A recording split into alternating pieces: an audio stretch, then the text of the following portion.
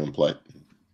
Hey, what's up, players? This is Hall of Famer Teddy Long, and right now we're getting ready to have a six-pack challenge match with Potsy and Tino on the big podcast show. Holla at a player.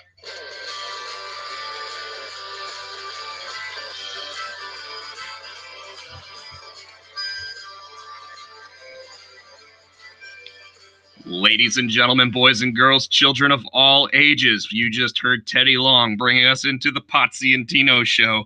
And I am one of your hosts, Potsy, Rob Potsy Potchak. He is Tino Gray. We are the Potsy and Tino show, brought to you by the Pots and Pans Network. And our theme song, as always, is brought to you by Adam's House Cats, called The Wrestling Song. It's available on iTunes for 99 cents. Once again, that was the Holla Famer, Teddy Long, Daddy. And you have in for a six-pack challenge match, player. One of these times you're gonna have to play the blooper reel on that one where he messed it up the first time. I may not have the blooper reel, but yes, if I do, we can absolutely play the blooper reel at some point. You know, I'm gonna have to get the Jerry Lawler one on here. It's actually a video, so maybe one of these days I figure out how to actually upload videos as we're getting ready to do this, and we can have Jerry Lawler actually bring us into an episode. So Tino, once again, we're not doing this on Sunday. Neither one of us could because I believe the way that you put it was there was some drama going on in the Gray residence. Yeah, I can't really get into all that. Put it out there in the street. Let's just say I have an 18-year-old daughter who's a senior in high school, and she has a boyfriend who's a junior in high school, and you guys put two and two together. Yeah. And anyways, we'll leave it at that. But yes, because of that, there was drama going on over there, and nothing crazy. You know, they're kids. Tino wants to kill somebody. That's it. Yeah, that's pretty much it. Yeah. But on top of that, we were unable to do the episode that night because, well, by the time Tino was actually ready to do it, I was fast asleep. My internet went down too, and I was going to have to do it on my phone. But yeah, that was the other thing, and that's the real drama that happened in the Gray residence. AT&T went down, and he was unable to sit there and show that pretty face to the wide world of the internet. And you'd have missed it. You'd have missed this beautiful face. I would have. Although I always find it funny when I do one of these and someone's on their phone because it's always like shaky cam, you know, because you got to hold, you know, because you don't find somewhere to just prop the phone up and see yourself, you know, you gotta. Anyways, we could do it like when you were driving, you just dropped the phone.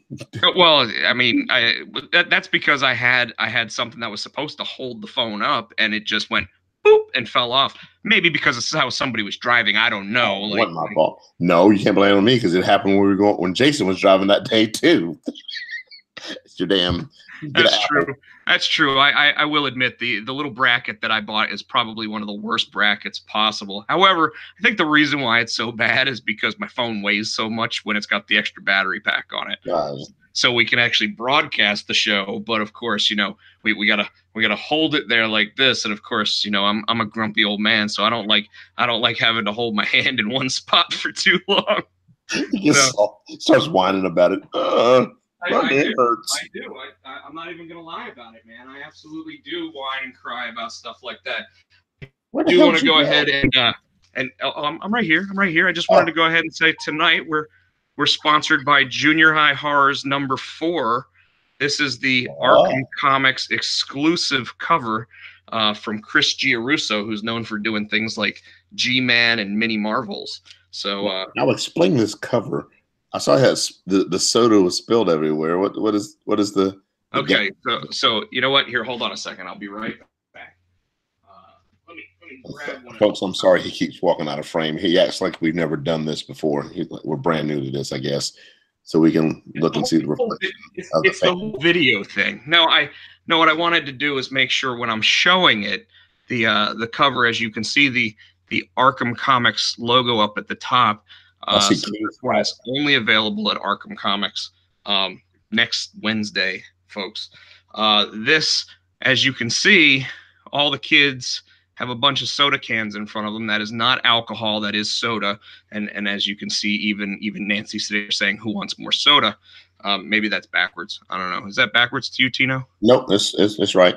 Okay, so for me it's backwards. For everyone else, I guess it's actually showing properly.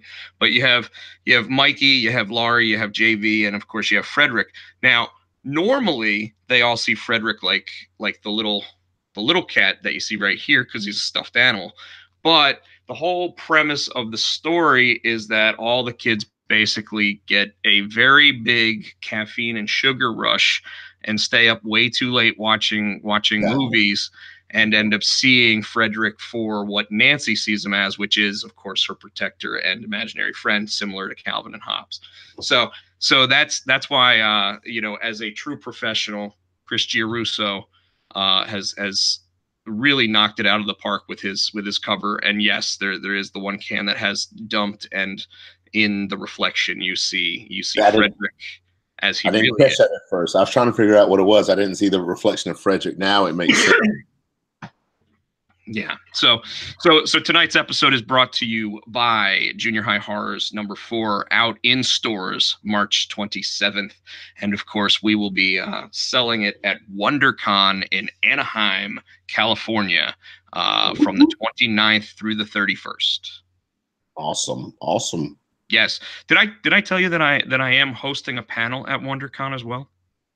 I think you told me. I don't know if you did it on air. I may have mentioned it on air. The interesting thing about it is a Keen Spot Spotlight panel, which they do typically at San Diego Comic-Con. This is our first time going to be at WonderCon. But I do believe we will do one at San Diego as well. Since it does look like I am putting that trip together to actually be there, since I will have 3 books out in the month of July. Awesome. Not one time. Not 2 time, but 3 time. 3 time. 3 time. Actually, by that point, after that comes out, I will have had 5 different named comic books with my name on it this year. So the 5 time Keen Spot comic books coming out. But the WonderCon Spotlight panel is going to be pretty cool this time because it's actually going to be what makes a successful parody comic, brought to you by myself and Billy Parker, one of the artists and the colorist of Junior High Horrors. So we'll be hosting the panel. There may be other people on it as well, but the focus on it this time is how to make a successful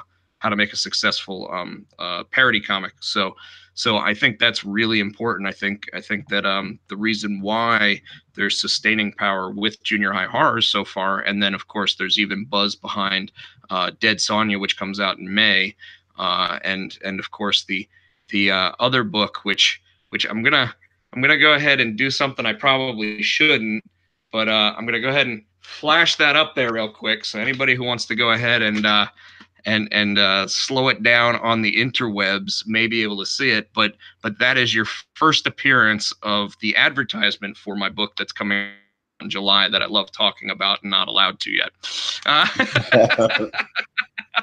Maybe when we get off here, you can flash that slower so I can read it. Well, yeah, when we're off air, maybe I will go ahead and show it to you. Actually, I may just screen share to you before we hop off of here, Tino. But yeah, so I mentioned one of the really cool things going on with Junior High Horrors is that we are going to different comic conventions, which I'm showing right there. I don't know if I think it's out of focus. Yeah, pull it back some. Oh, yeah, right there. Yep, there it is. So our current listing is we're going to be at WonderCon in Anaheim. We're going to be, and that is the 29th through the 31st of March. We're going to be at Twin City Comic-Con, which I can go ahead. Nah, I don't want to get up because you've already made fun of me getting up and showing stuff off. But there is a special cover of the comic that's coming out at WonderCon, or not WonderCon, but at Twin City Comic-Con as well. Where's that? So that is Winston-Salem, North Carolina, on April 7th, the day of WrestleMania. So if you want, you can come on out to the Comic-Con, Tino. And then from there we'll just hit my place and watch WrestleMania afterwards if you want to. It's gonna be a long ass day, man. It's gonna be a long ass that's when April 7th. That's not gonna work, dude.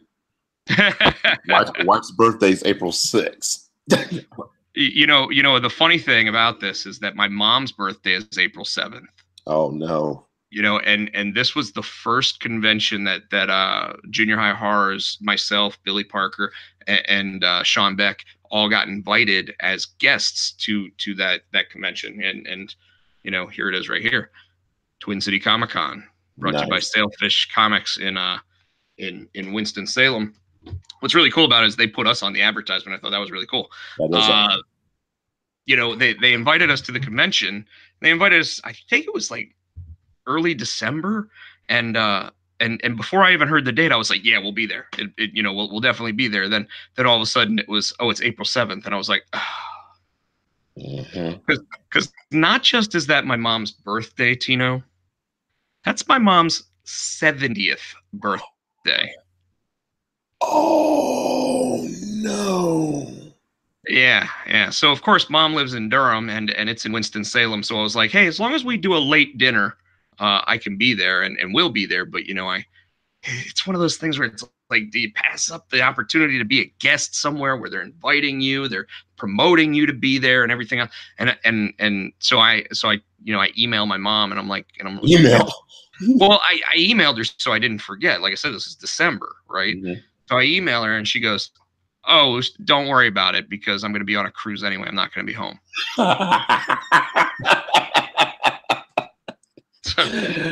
So I don't have anything to worry about. I can actually go on the trip because mom will actually be in the Caribbean somewhere or something, going on an extended cruise. So it all works out in the end. But I mean, like how effed up is that like the first time I get invited to be like one of the cool people at one of these shows, it's like but it's on your mom's birthday, and it's one of those big number birthdays. You know, it's like shit. Yeah. Then April 20th we'll be at Wilmington Geek Expo down in Wilmington, North Carolina. So we're trying to expand that and broaden the circle that we're actually in. And then we really don't have any shows after that until we get to I'm gonna try not to show the other advertisement, but Carolina Fear Fest, where we will also be guests at the show. We'll have like a booth area and everything, so people can come up and get the 5th issue signed of the book that week. That's pretty cool. It's actually gonna have the guy that played Michael Myers in the Rob Zombie version of Halloween at it. Cool. Yeah. So that and you know, that one's really important for me because that's like the first big horror convention that we've been invited to, and I think that's really important because obviously comic books about kids who, you know, look like your favorite horror characters, so it makes sense to try to get outside of the 4 walls of comics. Yeah. And then later this month we'll be announced for another show in June. Technically it's already on the advertisement here, but we're going to be advertised for one Father's Day weekend in June.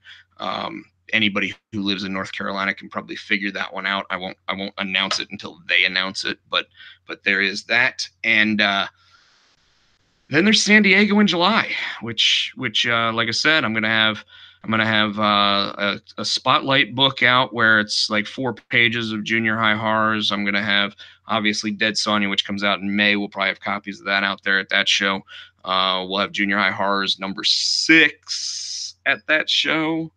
And my other book, which, like I said, we're not announcing just yet. But by the time I come back from WonderCon, it will be fully announced, and people will actually finally be able to see some of the artwork and everything for it. So, anyways, that's what's going on with me, sir. How about you? Awesome. Tino, Gray, and the Social Casualties were playing at Doherty's and Cary this Saturday, and the date on that is? I knew you can do that. You always do that. I can't remember. It is Saturday, the 23rd. And then the 29th, I'll be at Aviator Brewery, your favorite place, on Friday, the 29th of March. And after that, I'm taking a break, and I think I'm getting with my my lead guitarist in the Social Casualties, and I think we're getting ready to put our heads together and put it here. We may be beginning to write maybe a few originals, and maybe take the Casualty into the studio here within the next few months. So that's where we're brainstorming that right now. So it always amazes me that every time you do an Aviator show, it's on a weekend where I'm not in town. Really? Where are you going to be the 29th? Is that one of the wings you're going to be at? I'm going to be in Anaheim. So yeah. Oh, man. Well, maybe you're right. I would absolutely love to go to that one, and unfortunately, not going to be able to. Hey, I did have something else really cool to talk about from the comic book scene. What you got? I posted it on Facebook, both in a retailer group that I'm lucky enough to be part of, based on the fact that they let publishers and retailers in, and I was able to sneak in so that I could actually talk about the comics that I've got coming up. But I posted it on Instagram and my Facebook and even my Twitter feed earlier tonight about how one of the things that KeenSpot, my publisher, is actually trying to do is listen to retailers, so comic shops, about what we can do to try to allow more availability of the comics and everything else, so that people can always get what they're looking for and get what they want. Sorry, still got that cough after like 3 weeks. Oh man. Yeah, no, it's and it's not as bad, but it still comes and goes. But the really cool thing about it is the 2 books that I have coming out in May. I've got Junior High Horrors #5, and I've got Dead Sonja #1 coming out. And both of those books, if the comic shops actually order at least 5 copies of the book, we will give them a copy of the book as well. So, and the really cool thing about that is it's going to be a special edition cover that you can't get any other way. So it's one of those things where it's like really cool to the comic shops, because if they were thinking, okay, I might order 3 copies, now they may order the 5 copies just so they get that 6th copy free. But then, because you can't get that copy any other way, it actually drives the value of that 6th copy up, because it was a retailer incentive that was free to them, that they can then mark to whatever pricing that they want to. Right. So in a lot of cases, they'll mark it to like $10 or $15 based on what they have to spend on the book, so that way they can make their investment back on the comics. But if they're, if they've got 6 or 7 people that are buying the book on the regular, they may buy 10 copies, so they get 2 copies of that special edition at that point. And it is looking like Dead Sonja, which is basically a Red Sonja parody, where she's the she-zombie with a sword. Yeah, I know, right? That book is, I think it's got 4 different covers, maybe 5 different. I don't even remember. I think it's 5 different covers, because there's going to be a blank cover that comes with like a card stock, so you can actually get like artists to draw on it for you. Oh, nice.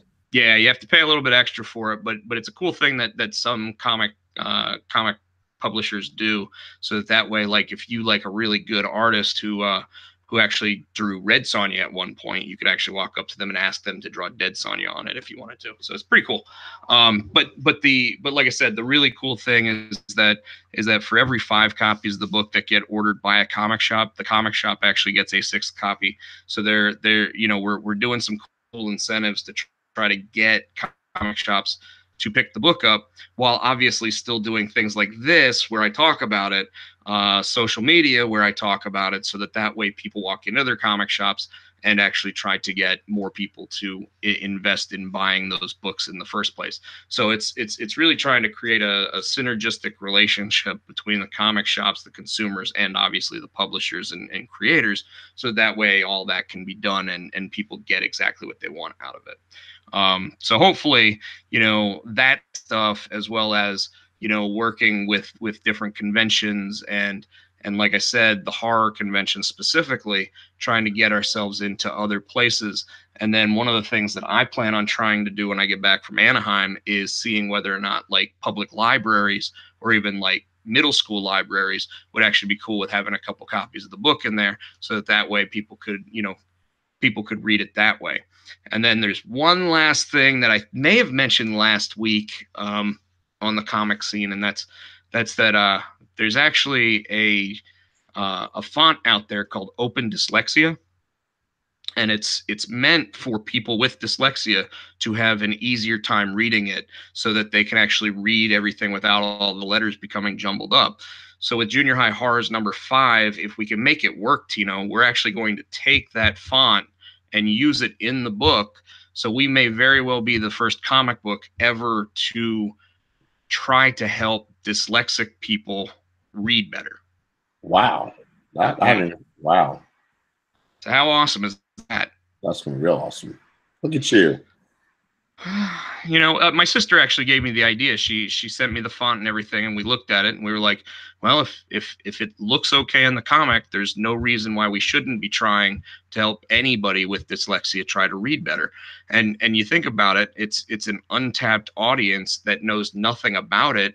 And then, of course, when we get asked about things like that at our shows, or heck, even when I'm at my day job and people are asking me how the comic book's going, if I sit there and I explain that to them, they can actually get the word out about that as well. So we're looking into it. If we can make it work with issue 5, will be the first issue we do it. And the reason why is because issue 4 is already printed, as you can see.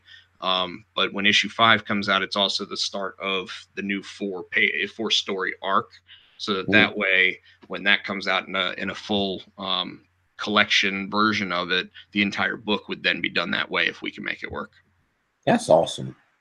Thanks, man. Thanks. And like I said, my sister gave me the idea, and she's absolutely right. We should definitely try to do more. It doesn't guarantee that dyslexic people are able to read it. It just makes it easier for their brain to decipher the actual positioning of the letters and everything. I'm ahead of the dyslexic font. The cool thing about it is that it doesn't affect like you or me if we don't have dyslexia, so we can actually still read the comic just fine anyway. So it's really done just to try to, like I said, unjumble up some of the letters for people with dyslexia so they can read it too. Cool. Yeah.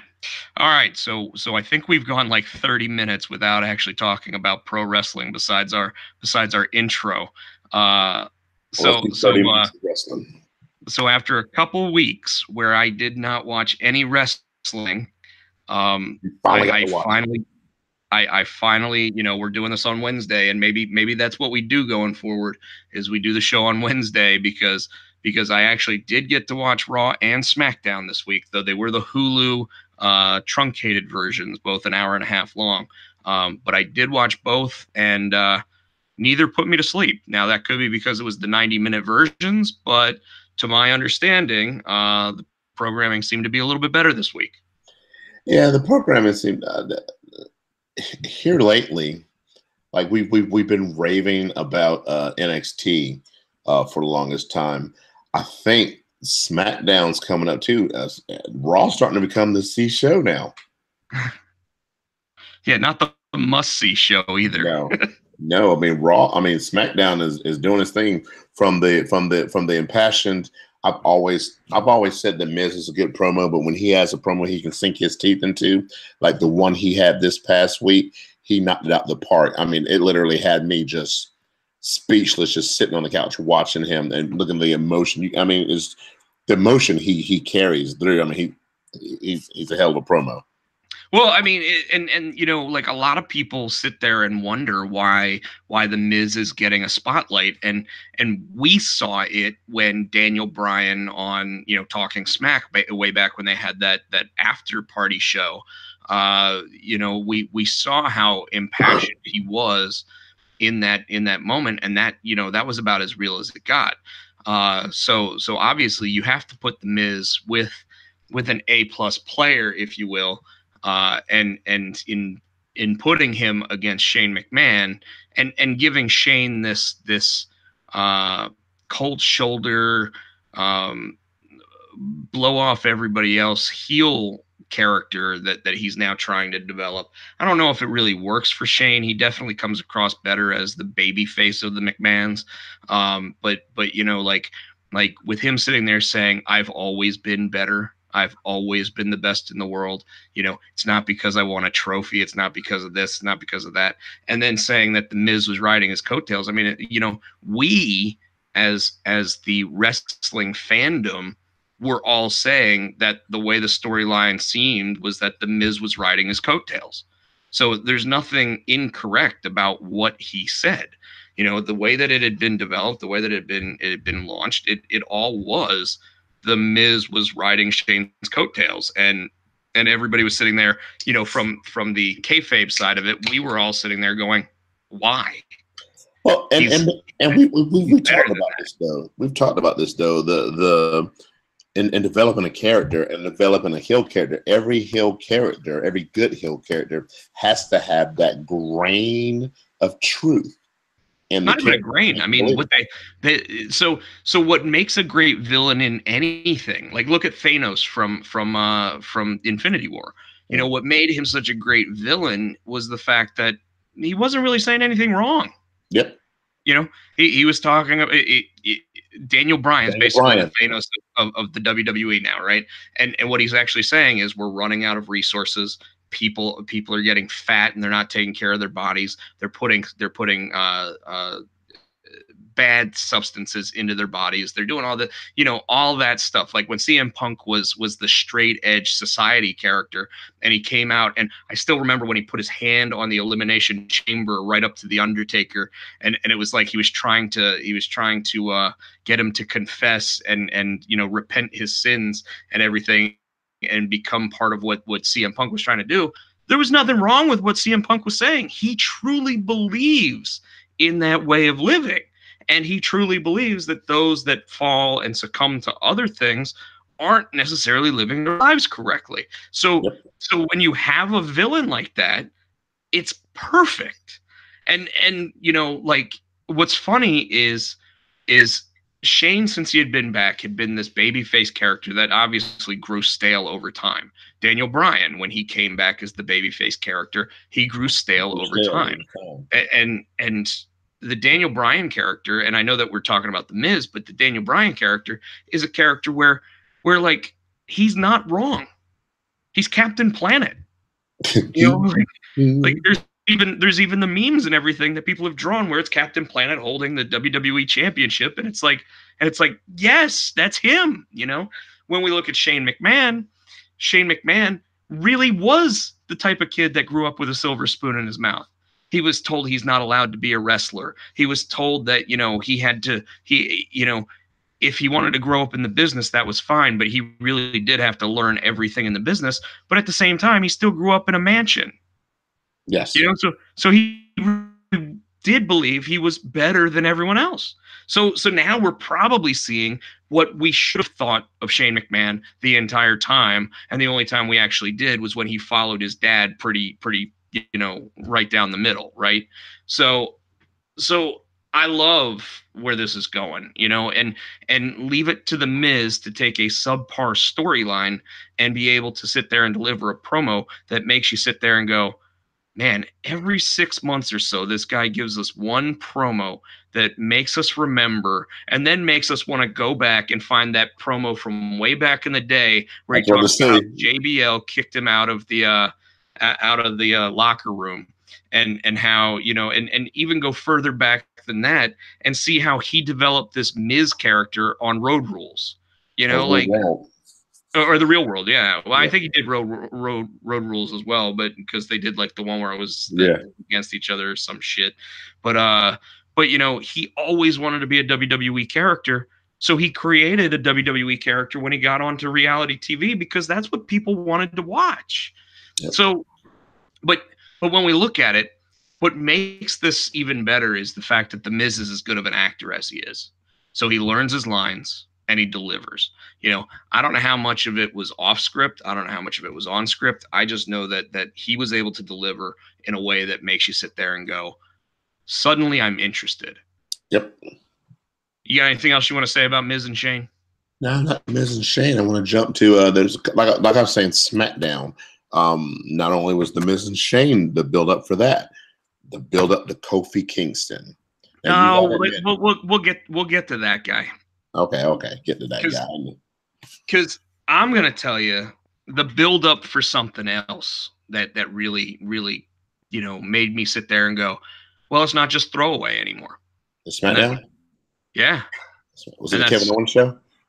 No. But we will talk about that because I thought it was nice to finally have Becky and Charlotte back on SmackDown. No, I'm talking about Randy Orton and AJ Styles. That is a good slow build. It's a slow build with 3 weeks to go, so they ain't got much time. But I'm gonna tell you, the two of them delivered on the promos that first week, and then of course AJ came back out this week, and by the way, big win for the WWE. AJ Styles on Twitter announces that he's got a new puppy. And he signed a new deal. Oh, right. That was the big win for the WWE. Absolutely. Yes. AJ Styles signed a new contract, which a lot of people think is probably his final contract. At 41 years old, I don't know if it's his final contract. Obviously, depends on how long-term it is. Rumors are that it will be a shorter amount of appearances per year, so something more similar to Randy Orton's, where he comes back for the big pay-per-views, comes back for a big feud here and there, but doesn't work every single house show, doesn't work every single night, because at 41 years old, he probably at this point does need to start taking a little bit better care of himself. But it does make me wonder, since he really hasn't slowed down in terms of performance, whether or not he's going to be a guy that sticks it out, and is like the next Jericho, where he's actually still going at 48, 49 years old. But the promo that they delivered last week, I thought was highly underrated, considering neither one of them. I mean, Randy Orton's been known to be able to give a good over the mic speech, but obviously AJ had never been one of those guys, and he gave a good one, especially running down how he didn't deserve to be there. It's only there because of his daddy and whose legacy was. I'm like, wow. Yeah. And it was great because it was right after Randy had sat there and said AJ doesn't deserve to be here. AJ's been running bingo halls while I was winning my the world championship at the youngest age ever. And of course they didn't even really go into it, but they didn't talk about how he was kicked out of the Marines or any of that stuff before all that. But like you could tell that they both had just enough realism in that speech to where you were almost thinking that these two, by the end of this, if they continue down this path, are not going to like each other in real life. Mm-mm. And it's great. It reminded me of DDP and Macho Man. Like they come from two different worlds. They both can deliver a promo when you really need them to, and obviously they can both deliver in the ring. So like it went from being a very low profile match at WrestleMania that was just being almost thrown together because they wanted Randy Orton to have a high profile match. And I think that's how it was. I don't think it was they wanted AJ to have a high profile match. I think they wanted Orton to have one because of his longevity with the company. And suddenly it became, instead of just a guy from Georgia, it became the phenomenal AJ Styles versus RKO, and it's got me really liking it, especially with the fake diamond cutter, and then of course Randy sitting there going, "Oh, we're going to talk about people stealing things." Huh? Yes. So it's what's funny though is that Randy can sit there and say that, but AJ traveled the road with Kevin Nash, so might not have been stealing. Old silver hair, silver wolf, or whatever he likes to call himself now, Kevin Nash may have just given that to AJ. Yeah. So you want to talk about Charlotte and Becky? We'll go there next. We got what I loved about the build-up for this match this week, Tino, and you can agree, disagree, you can say what you want about it, but I absolutely loved how Kevin basically sat there and ran them both down for a minute. And then after he ran them both down, obviously spoke their praises. And you can tell with his babyface character, he was definitely in the corner of Becky, with what he's saying. He's like, you're the man, and then of course, like he sits there, he runs down Charlotte for a second. You don't even deserve to be in that match, and then he goes, but I gotta be real with you ladies. I'm tired of hearing you talk. I'm tired of hearing you talk. I just want to see you two fight. And he goes to get up, and he goes, but Becky, before you have your rebuttal, let me go ahead and climb out of the ring and have at it. He stirred it up. And I'm going to tell you, when Becky got thrown over that table, I was like, oh shit, if we get an injury here, it's all over. Like because at this point, at this juncture, at this point in time, if there's even a hint of a possibility of a neck injury, you're not going to have the Stone Cold moment where he keeps running everybody down and they finally just let him wrestle regardless. Like the stock's at $90 a share. They can't allow that. They can't allow, someone to possibly break their neck for real in the middle of the ring because they have a story to push, and we're seeing that with someone else on NXT. Tommaso Ciampa. Yep. The NXT heavyweight champion is now out for an extended period of time with fusion surgery of his neck. And he didn't have the one that Kurt Angle had where they go in through the front and quickly get everything like cleaned up or whatever, and then just put everything together so he can be back in like 3 months like Kurt Angle was. This is going to be one of those roughly, from what I'm hearing, between 6, 9, maybe even 12 months, depending on how quickly it actually heals. Now, Ciampa is a monster in terms of body structure. So there's a good possibility that he comes back pretty quickly, but pretty quickly in that situation, I'm still saying is at least 6 months. So we're talking SummerSlam at the earliest. Now, but the Becky Charlotte thing, you said you wanted to talk a little bit about that. Oh, I mean, they're pushing. I guess they're pushing. I still don't see why. I guess they need to have Charlotte in as a buffer, and that match to be between. I still don't understand why Charlotte needs to be in that match. Well, I think we've all seen that there's always the possibility that Ronda's going to lay a stinker. And if you're going to have them go on last, you got to go with your money girls. And your money girls right now are going to be Charlotte and Becky, because we know that the two of them can deliver. I mean, they delivered what was arguably one of the top 3 matches of the year last year when they did the Falls Count Anywhere. Or was it Falls Count Anywhere? I mean, they've had a couple. Yeah, I think it was the Falls Count Anywhere match where at the end you actually saw Becky like power bomber. Oh, it was tables, ladders, and chairs. Yeah, that's what it was. Tables, ladders, and chairs match. So obviously like that one, they know that those two can deliver and will deliver. And like I said last week on our show, I think that they're more worried that Ronda's going rogue. Well, and I got a weird take on that this week, and I talked to you a little bit about it before we came on air.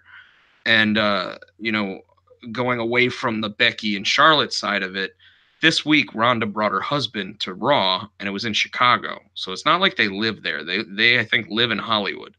So for them to be in Chicago together, now granted, she may travel with him all the time just because, why not? But I'm looking at this and I'm thinking, I think she really got pissed off by something. And WWE, to make good, started saying, hey, how about we add your husband to the story?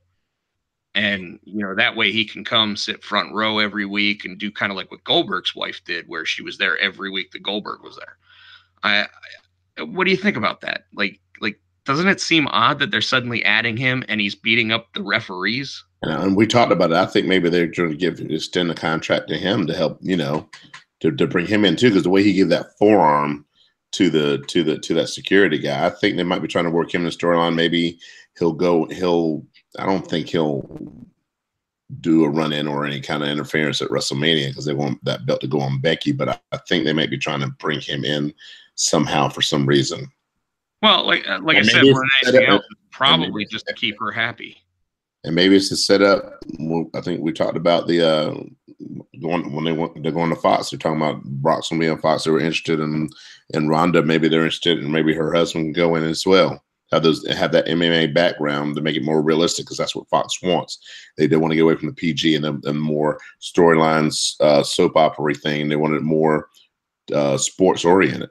Well, it's funny that you say that they want to get away from the PG side when, if you look at almost all sports, they're TV PG. The notwithstanding, I think the NFL may be TV 14 based on the violence, and obviously MMA. Excuse me, where the UFC actually signed a contract this week to show all of their pay-per-views on ESPN Plus going forward. So for the next 5 years, I think it is. So it'll be interesting, because obviously that's kind of the UFC's way of having something similar to the WWE network, where, you know, ESPN Plus is $5 a month, and now for $5 a month you can watch it on your TV, which you know, you just need like a Roku box or something, and you get every UFC pay-per-view now, because it's now part of the ESPN Plus deal. Just another one of those things that Disney bought, apparently. It's too bad we're talking a lot of pro wrestling tonight, because there's so much in the world of entertainment we could be talking about right now. So okay, I'm gonna let you go ahead and talk about Kofi Kingston, because obviously there's a lot going on, not really behind the scenes with that, but there is some stuff going on that's definitely becoming more and more real world versus the fake world of the WWE. Really? What do you, real world? Well, go ahead and talk about your what you thought of the match and everything, and how they screwed him one more time, and then we'll go from there. I mean, I thought it was an excellent match. I mean, Kofi Kingston is a all around. I mean, no matter whether you like him, whether you hate him, you got to admit he's very athletic, and he's very good at what he does. He can cut a promo. He's a good hand in the ring, as he showed. And with the different body types and the different opponents that he faced in that gauntlet with the bar, then with Big Rowan, then when it came down to, I think, Randy Orton came out there. He held his own, and then the smaller guy, which it's not really a small guy, but smaller guy, and Bryan Daniels. I think if you put Kofi against a big guy, little guy, he can still carry on a hell of a match. Yeah, so I agree with all that. Saying he can cut a promo, I mean, he's cut one major promo his entire career, and that was last week. Before that, he really hadn't cut many promos. The real life stuff that I'm talking about is that Big E went on Twitter earlier today, it looks like, and posted a video about guys like me. Uh-oh. And basically saying that, you know, basically claiming, you know, very similar to how Kofi said last week, guys like me, and what he was referring to was his skin color. The Rock posted something that a lot of people think was in response to that, where he said that he has always looked at himself as 50% black, 50% Samoan, and while everyone else is sitting there saying that the WWE has always looked at him as Samoan, he is half black, and he has always looked at himself as that. And because he broke down the walls and the barriers, there was no guys like me. It was the Rock, you know, and we talk about that all the time. You know, the WWE doesn't recognize a black WWE heavyweight champion. They look at, you know, the World Heavyweight Championship had Booker T, had Ron Simmons, and a couple of others, but never once was a I guess 100% African American black man the world heavy or the WWE champion, which obviously has been looked at as their number one belt. So, you know, it's interesting that they went there, but it's also interesting that they probably would have wanted The Rock's support in the statement, and The Rock sat there and was like, I won't have any of it. And of course, that's politically how The Rock has always been in those moments. He always takes the high ground, and that's why people seem to like him enough to want to vote for him for president if he runs. And he will. I mean, at some point he probably should. You know, as long as he's got a good campaign and he's got real things that he wants to make happen. You know, but you better believe no one's going to want to fight him in terms of starting a war, because you know he'll just sit there and fire them guns. I'll let smack down on your candy ass. Exactly. You know, could you imagine him sitting there saying Vladimir Putin, The Rock says, know your role and shut your damn mouth. You know, it'd be kind of cool actually. But all right. But yeah, so that's the kind of stuff going on. Not in our wrestling group, but in another wrestling group I follow, my buddy Charles, my buddy Ryan are both sitting there saying that it sounds like Xavier and Big E have kind of said that they won't be renewing their contracts based on the way that they've been treated and blah blah blah. But I got to be real with you. Besides not winning the championships, the WWE's made them a hell of a lot of money, put them in a very lucrative spot, and has basically made them very much strong ambassadors for the brand. So if they want to sit there and say because they've never been given the world title, I think I pointed out last week the reason why Kofi Kingston's never been up for the world title. I think it's because, like, while he's a solid hand, he's never done anything to really blow you away except his Royal Rumble moments. And even those, I've already told you, after 6 or 7 of them, I've grown tired of them. Now, Casey Catanzaro, she can do as many of them as she wants. But there you go. But that's a bliss on you. I mean, hers, you know, her move of climbing back up the ring post was more impressive than what Kofi did this year. So, you know, you can sit there and say that it's sexist the way I'm saying it or whatever, but it was pretty damn impressive that American Ninja Warrior Casey Catanzaro actually sat there and Catanzaro. Can't even say her name. I just said it. Was able to do that. And of course, I don't want to necessarily say her name because Ricochet may show up at my house and beat the shit out of me. Yes. Oh, didn't know that. Yes, it's all over the interwebs now. Monday Night Raw, real quick, we got a Brock Lesnar sighting. Once again, nothing really out of Brock Lesnar, but we did get a cool Paul Heyman moment. I really liked how when they came out, it was Chicago, which normally cheers Brock no matter what, and they booed the shit out of him because they're cheering for Seth. But then when they you know brought up Seth Rollins, it didn't really seem to get that much of a positive response either, which by the way is why I'm thinking that the audible once again is going to be called at WrestleMania this year, and Brock Lesnar is going to walk out with that championship again. But why? Because they didn't cheer Seth in one town. Dude, they're not. I'm not going to say that they're not cheering Seth, but he hasn't really done anything to deserve the cheering that they're giving him. Right now, the only reason why they're cheering Seth is because he wasn't Roman before Roman left. You know, because even Roman, if they don't continue his return properly, I don't see him getting cheered past SummerSlam this year. I think he goes right back into where he was. Whereas right now, Roman's the most over he's ever been, so they should just sneak him into the world title match and go ahead and give it to him right now. But you don't think that'll turn people on him if they do that? Well, absolutely it will. But you know what are they going to do about it? It's funny to me though. You know, we're talking about Seth, we're talking about Brock, and of course they bring out Drew McIntyre, who I guess has now aligned himself with Brock Lesnar going into this, which normally would lead to a match the week before WrestleMania in the go home show of Roman Reigns and Seth Rollins versus Brock Lesnar and Drew McIntyre. But of course, Brock Lesnar's not going to wrestle. So if we do get that kind of match, it's going to be Roman Reigns and Seth Rollins versus Drew McIntyre and Bobby Lashley. I'm over Bobby Lashley too.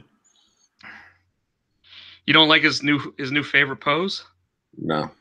And I'm going to tell you something else. Speaking of being in Chicago, something else that I did notice. So Chicago's usually CM Punk. Every time they're in Chicago, we want Punk, right? Sure. Very anti-Cena. Did you Yeah. notice? Did you notice when Kurt Angle announced that he was going to be facing Baron Corbin? I think, and then Corbin came out. Chicago started chanting, "We want Cena." Well, what does that tell you? Corbin's a piece of shit. Yes. So it tells you exactly what John Cena's Instagram said when he posted a picture of a fan with a sign that said, "Corbin is a dumpster fire." Yes, on John Cena's official Instagram account, less than a week after he posted a picture of the 1996 Kurt Angle. But you've got to suck donkey balls to make Chicago cheer for "We want Cena." No, I think you're wrong there, and the reason why I say that is because at this point Cena's kind of, well, he's been gone as long as he has. I mean, he had one match so far this year, and they brought him in, and then they immediately realized, oh shit, he's going to make a movie, so they dumped him off the show real quick. And what you notice there is that he's gonna be the guy now, like Hulk Hogan. When he shows up, he gets cheered, and as long as he can continue to put on a decent match when he wants to have a match in the ring, that's going to be the response he gets now. I think we've gone away from the "we want." Granted, we'll still get the "we want Cena, Cena sucks" chant, but we'll get that in the same vein that we get the "you suck" chant for Kurt Angle. It's because it's so ingrained in who those characters are at this point. It's like the fact that what still gets chanted, like during Daniel Bryan's speech of Kofi Kingston not earning his right to that match, and that's why it's a travesty of justice that he's even up for the match. There were what chants during it, and the reason why is because when the heel sits there and stops, you say what. It's just how it is, Anything else from Monday Night Raw we need to talk about? The Glamazon's back. Is she, though? Mm-hmm. I mean, they woke the dragon, Tino. Yeah, that I was like, that wasn't, no, she could have done without that. And why does Beth Phoenix still look like a man? You see how jacked her big her arms are? She can walking down. She probably looked at you. You gonna marry me? He's like, I don't want to. You gonna have my back. Beth Phoenix looked at him and said, I'm gonna make you pregnant.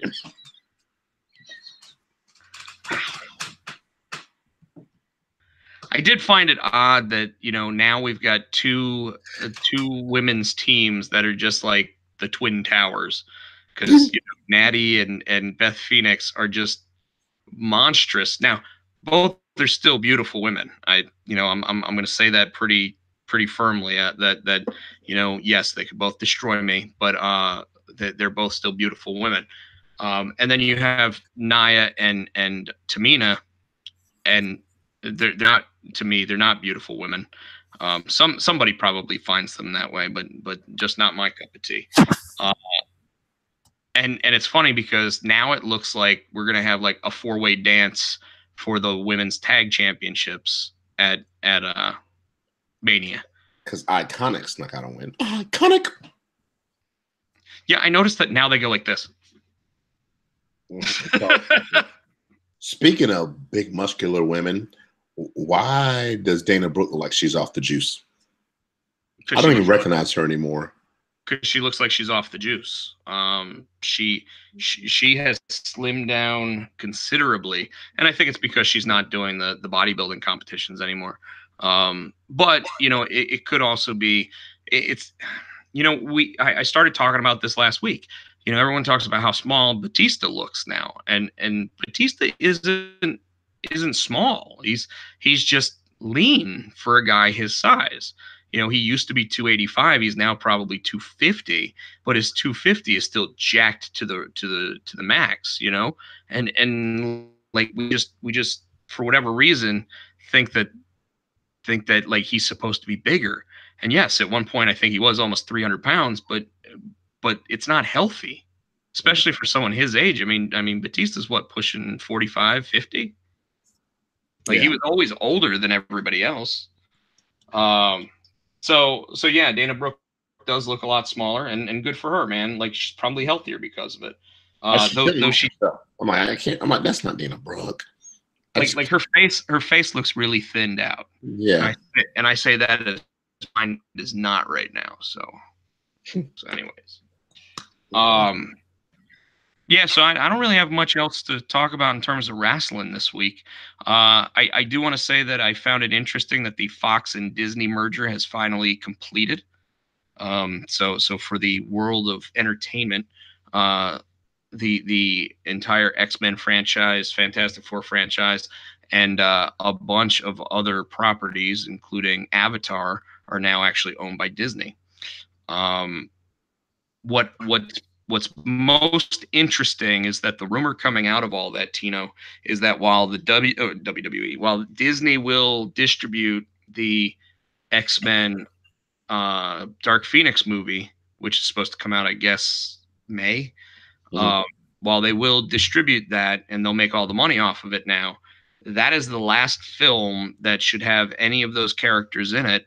And the only franchise rumored to continue to use the same actor at this point going forward is going to be Deadpool with Ryan Reynolds. And is Deadpool owned by Disney now too? Yeah. Yes. Wow. So they're changing everybody? Well, I mean, Hugh Jackman was he said he was done anyway. Yeah, Hugh Jackman had done 18 different movies and, you know, whatever in that role. I think it was 9 movies, but yeah, he you know, 19 years had been doing the role and just feels that his body at this point, over 50 years old, just can't go through that extensive weight training and everything else that he did for those roles, which, by the way, as a lifelong WWE fan, as we all know that Hugh Jackman is, since he broke Dolph Ziggler's jaw, he used to be on The Rock's diet to get himself ready for Wolverine. Wow. So who owns Marvel? What's that? Who owns the Marvel franchise? Disney. Disney owns all Marvel. So like the Avengers and all that too? Yeah. Disney actually owns Marvel Comics. They actually own where the properties come from, and then now what they're trying to do is buy back all the licenses so that they actually can distribute those movies themselves. So who owns DC? DC's owned by Warner Brothers. Okay. All right, cool. So, and then in the world of comic books right now, there's actually this huge rumor that Marvel Comics may actually get out of the publishing business.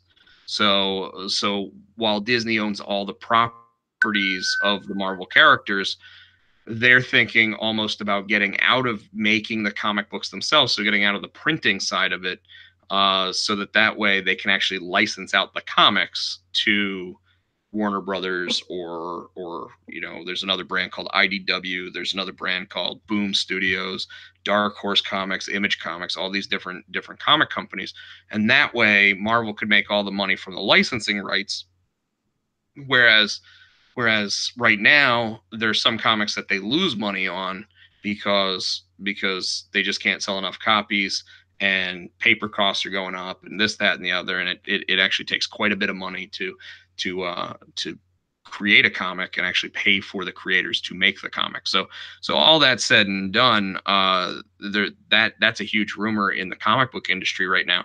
Now, a lot of people read that as Marvel Comics will cease to make comics.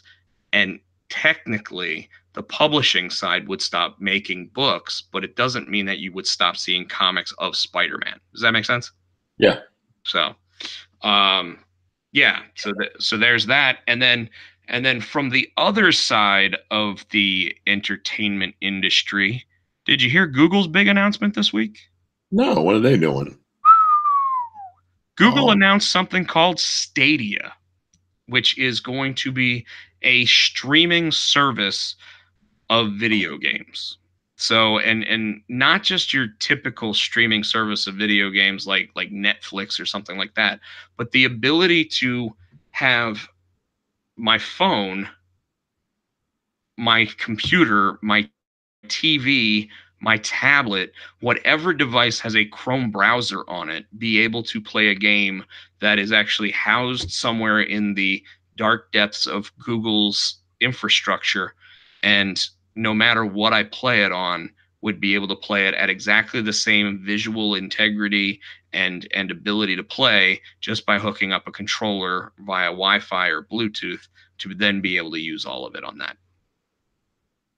Now, will they make so Google has this? Can you download, like, say you've got a PlayStation or Xbox? Could you do it on a PlayStation or Xbox? So as of right now, no, because obviously this would be its own thing. So it would be something that would be competitive to Xbox and PlayStation. However, it's funny you say that because based on technology and everything, Microsoft has actually announced that they're coming out with an Xbox Live app for Android and Apple OS, and possibly even rumored for the Nintendo Switch. So the idea of being able to play your Xbox games on a different device could be possible in the future.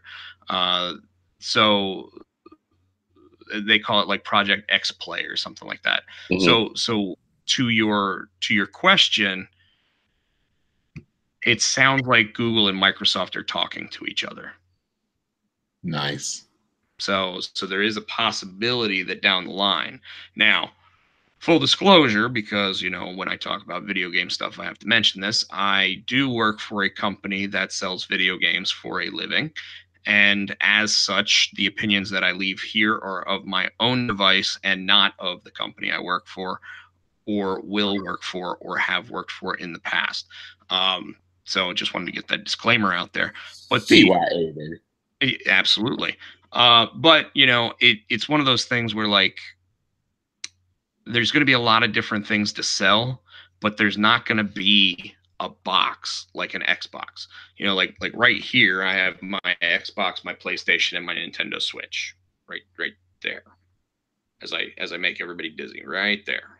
Okay? Yeah. So I have all that stuff right there, but what this is basically saying is that you won't need any of those things.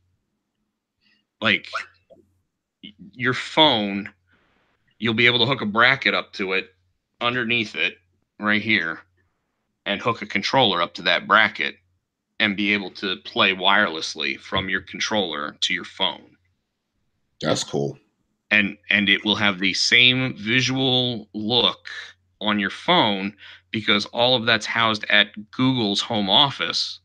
So you're just seeing the picture like you're watching a YouTube video.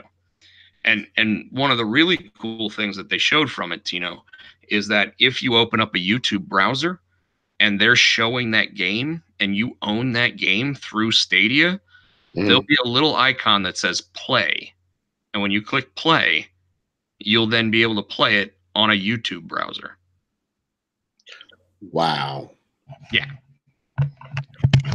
So, and they're already claiming that it is more powerful than the Xbox One X and the PlayStation 4 Pro. So here's the thing, then. If you could play it on your phone, right? And you can, if you're watching YouTube, then you can do that, because like if I'm watching YouTube on my phone, right, I can hit the button on my phone to make it go on my TV. So wouldn't it be the same thing? Yep. Yeah. Except, like, so what the way that they showed it working was if your TV doesn't have the ability to download the application for it, you can buy a Chromecast and just plug a Chromecast in, and then you will have access to all of that. Now, my TV is a Google TV.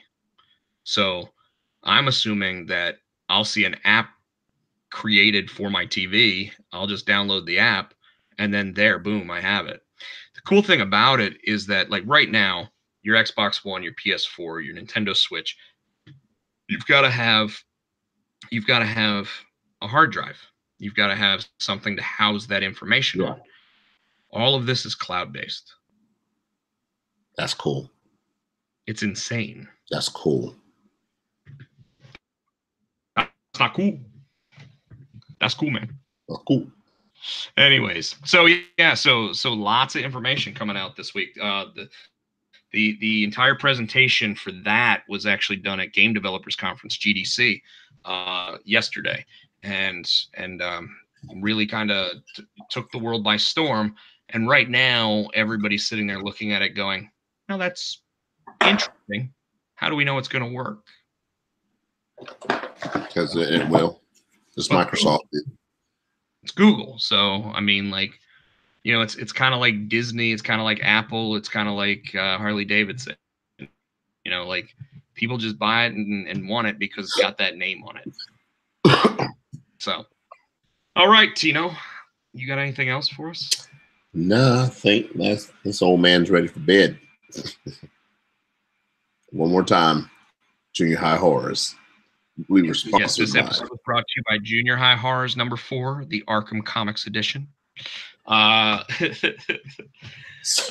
could have grabbed any of the other versions of it, but I just really like the Chris Giarusso artwork on there. So, but yeah, why don't you go ahead and take us out? You know what? One last thing, wrestling related. There is a guy by the name of David Starr, who is a Jewish professional wrestler, who posted because he has a match against Jay Lethal in Israel for the Ring of Honor World Championship. And Ring of Honor asked him to take his promo down. So he did. But that promo has been making its rounds, Tino. And let me just put it this way. Dude talks for 2 minutes and makes you sit there and go, I want to see this match. Really? David Starr. I'm going to have to check that on YouTube when we get off of here. David Starr. And yes, if you can find it still, because a lot of sites have been taking it down. It's totally not the type of promo that you would expect Ring of Honor to allow posted. But it definitely gets the point across. He definitely sits there and talks about Sinclair Broadcasting. I don't think he works for Ring of Honor. I think it's one of these Ring of Honors lending stars to this promotion while they do a event in Israel. I found it on YouTube. It says David Starr promo buries Jay Lethal in Ring of Honor. It's 2 minutes and 26 seconds. 2 minutes, 26 seconds. And it is, we talk about promos and who can deliver them. I don't know how many times he delivered it before he posted it, but well done. Well done. So, all right, Tino, I'm going to let you take us out, and then I'm going to start playing some music so that you have to stop talking. I hate you for that. You can check him out on Twitter at PotCheck. I'm a Hootie Fan 91. You can don't do it. Check the show out, Potsy and Tino. You can check us out on Facebook, the Potsy and Tino Show. As always, we want to say thank you to Adam's House Cat for the wrestling song. And thank you again to Junior High Horrors, who sponsored this episode of the Potsy and Tino Show. Until next week, I hear Ric Flair. He's on that big house in the hill in Charlotte, and he is saying, woo!